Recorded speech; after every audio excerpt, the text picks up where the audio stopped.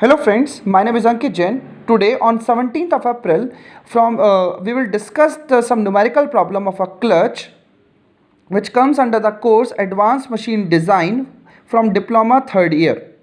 So before going to the numerical, first of all we need to discuss that what we have discussed previously. In previous lectures we have discussed the basic function of a clutch.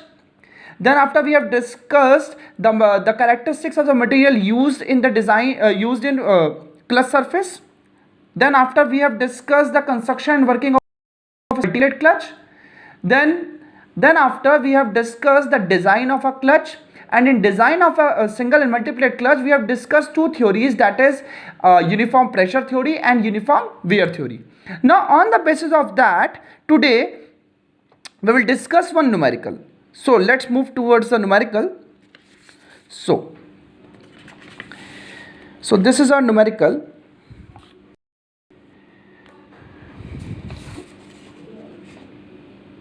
Determine the maximum, minimum and average pressure in a plate clutch when the axial force is 4 kN.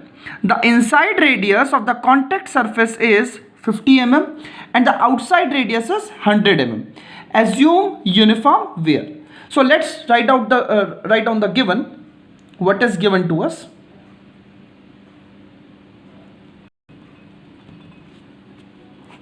So in this, the thing given to us is, first of all, the axial force W. The axial force W is 4 kilonewton, that is 4000 Newton. Now next one is radius, inside and outside radius is given. So as we have discussed in the uniform wear theory or in the design derivation of a single plate or multi-plate clutch, the inside radius is R2 and the outside radius is designated as R1. So R2 minimum radius is designated as 50 mm and outside radius, that is R1, is designated as, its value is 100 mm. So first of all we need to find out the maximum pressure.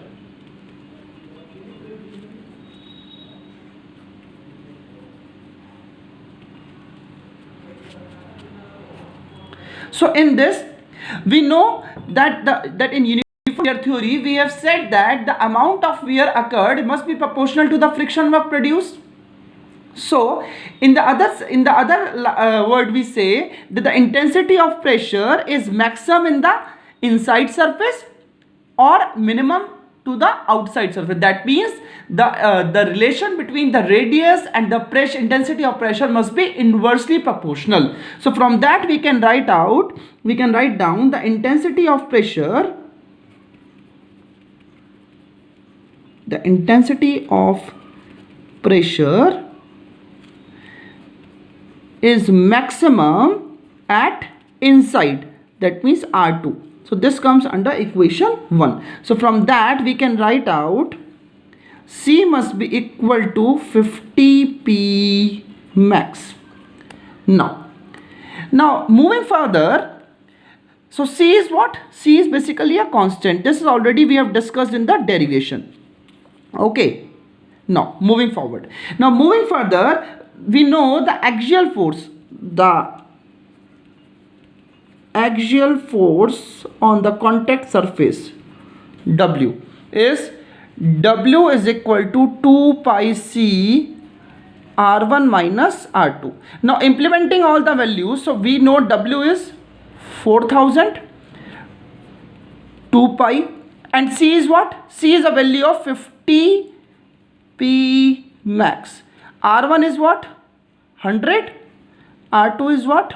50. So from that if we calculate this 2 pi 50 P max into 50, we will get the value 15710 P max.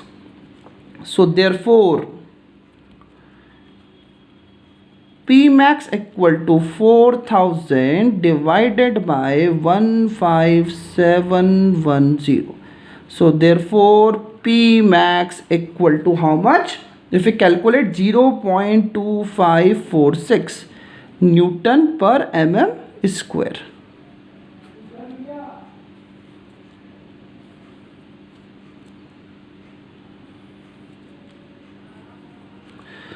Now moving further, now if I calculate, this is maximum pressure calculated. Now minimum pressure.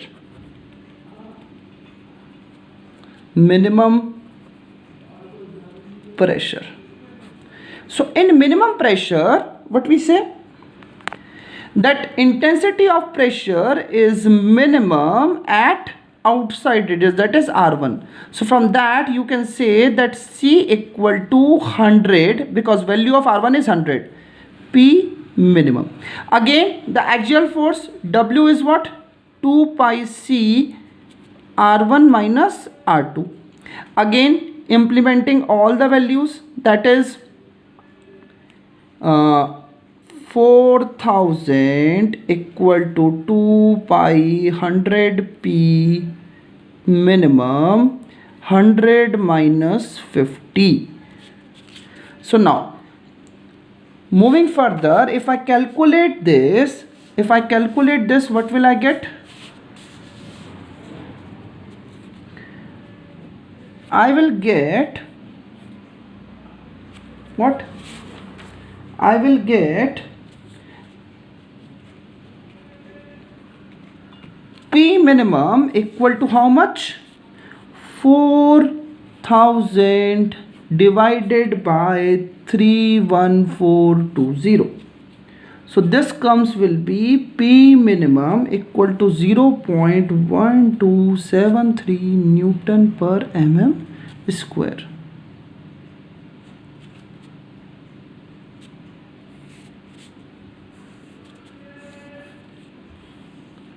So this is P minimum. Okay, now third one we need to calculate is average pressure. We know that P average is equal to what? Normal force on the contact surface, that is axial thrust W, divided by the cross sectional area of the contact surface, that is A. So what is A? A, as it is a hollow, it will be considered pi R1 square minus R2 square. So putting all these values, that is 4000 divided by pi 100 square minus 50 square. So if I calculate this value, what will I get? I will get the value 0.17 Newton per mm square. So basically this is our today's lecture, in which we have find out the value of maximum pressure, minimum pressure and